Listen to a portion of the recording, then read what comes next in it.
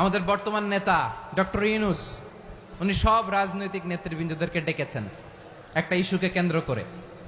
তার মানে গোটা বাংলাদেশ এক হয়ে গিয়েছে। আমরা সবাই উদ্বেলিত হয়েছে, উচ্ছ্বসিত হয়েছে, ঠিক কিনা বলেন? রাজনৈতিক নেতাদেরকে ডেকেছেন উনি, আমরা এক হয়েছি। এরপরে ধর্মীয় অঙ্গনের যে লিডাররা, বিভিন্ন ধর্মের, শুধু মুসলিম না, সবাইকে ডেকেছেন, আমরা ঐক্যবদ্ধ হয়েছি। এটাকে বলে ন্যাশনাল ইউনিটি, জাতীয় ঐক্য।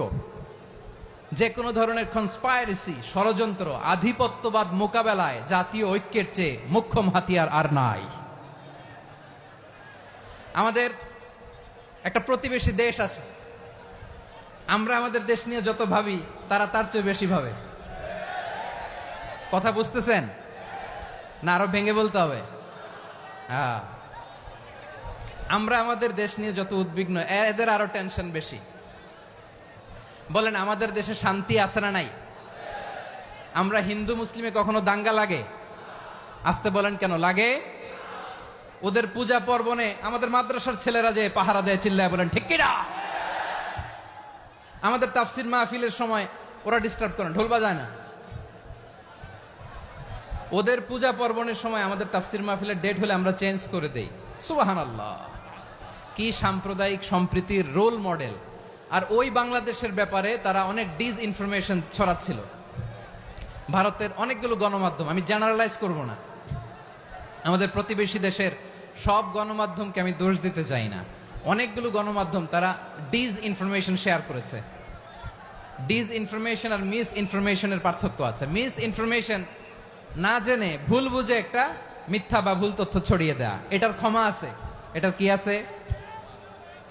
আর ডিসইনফরমেশন মানে ইচ্ছা করে, প্ল্যান করে, ম্যাপ করে, ছক এঁকে মিথ্যা, গুজব, রটনা সোশ্যাল মিডিয়ায় ছড়ানো, এটার ক্ষমা আছে? আওয়াজ করে বলেন, ক্ষমা আছে? ভারতের কিছু গণমাধ্যম তাই করেছে। আমরা ব্যথিত হয়েছি, আমাদের হৃদয়ে রক্তক্ষরণ হয়েছে। আমাদের প্রতিবেশী দেশকে বলতে চাই, আমাদের দেশ নিয়ে আপনাদের ভাবার দরকার নাই। নিজের চরকায় তেল দেন,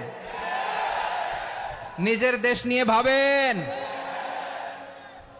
গত মাসের ভয়েস অফ আমেরিকার রিপোর্ট, বাংলাদেশে সংখ্যালঘু জনগোষ্ঠী আগের চেয়ে বেশি নিরাপত্তা পাচ্ছে। Report voice of America, Muslim report নাকি? মুসলিম জরিপ, ভয়েস অফ আমেরিকা। কথা বুঝে নাই বোধহয়। ভয়েস অফ আমেরিকা কি আমাদের রিপোর্ট? না, ভয়েস অফ আমেরিকার জরিপ, বাংলাদেশে সংখ্যালঘু জনগোষ্ঠী আগের চেয়ে ভালো নিরাপত্তা পাচ্ছে। শুধু এখানেই শেষ না, মাইক্রোসফটের একটা জরিপ শোনায় আপনাদেরকে। তারা সারা পৃথিবীতে গুজব, ভুয়া আর মিথ্যা নিউজ ছড়ানোতে কোন দেশ সেরা একটা রিপোর্ট করেছে। এর মধ্যে 1 নম্বরে এসেছে ভারতের নাম। মাইক্রোসফট তো মুসলমানরা চালায় না? কথা বোঝে নাই বোধহয়। প্রতিবেশী দেশকে বলবো, আপনারা নিজের চরকায় তেল দেন, আপনারাও শান্তিতে থাকেন, আমাদেরকেও শান্তিতে থাকতে দেন। সব চেঞ্জ করা যায়, প্রতিবেশী চেঞ্জ করা যায় না। আমাদের ল্যান্ড তাদের ল্যান্ড, পাশাপাশি। আমরা চাই তারাও সুখে থাক, আমরাও সুখে থাকি, ঠিক কিনা? কিন্তু প্রতিবেশী হলে বন্ধুত্বপূর্ণ আচরণ করতে হয়। প্রতিবেশী যদি বন্ধু না হয়ে প্রভু হতে চায়, এরকম দানব প্রতিবেশী কেউ চায় না। ভারত যদি বন্ধুত্ব উপহার দেয়, আমরাও বন্ধুত্ব দিব। কি বলেন? তারা যদি বন্ধুসুলভ আচরণ করে, আমরাও বন্ধুত্ব উপহার দেব। কারণ আমাদের পররাষ্ট্র নীতি হচ্ছে সবার সাথে বন্ধুত্ব, কারোর সাথে বৈরিতা নয়। আলহামদুলিল্লাহ বলেন, কত চমৎকার পলিসি আমাদের। আমরা নির্বিবাদী, আমরা বাংলাদেশিরা শান্তিকামী। We are proud of that. এজন্য আমরা গর্ববোধ করি। আমাদের পররাষ্ট্র নীতি সবার সাথে বন্ধুত্ব, কারোর সাথে শত্রুতা নয়। তাই প্রতিবেশী দেশকে বলবো, আমার ভাইয়েরা, আপনারাও আমাদের ভাই। বন্ধুত্ব দিলে বন্ধুত্ব পাবেন।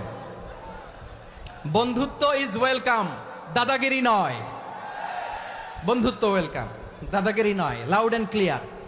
ভারত যদি বন্ধুত্ব দেখায়, বন্ধুত্ব পাবে। কিন্তু ভারত যদি বাংলাদেশে আধিপত্যবাদ বিস্তার করতে চায়, বাংলাদেশের 18 কোটি জনগণ সেটা রুখে দেবে। ভারত যদি গৌর গোবিন্দের ভূমিকায় নামতে চায়, দেশের 18 কোটি মুসলমান শাহজালালের ভূমিকায় নামবে।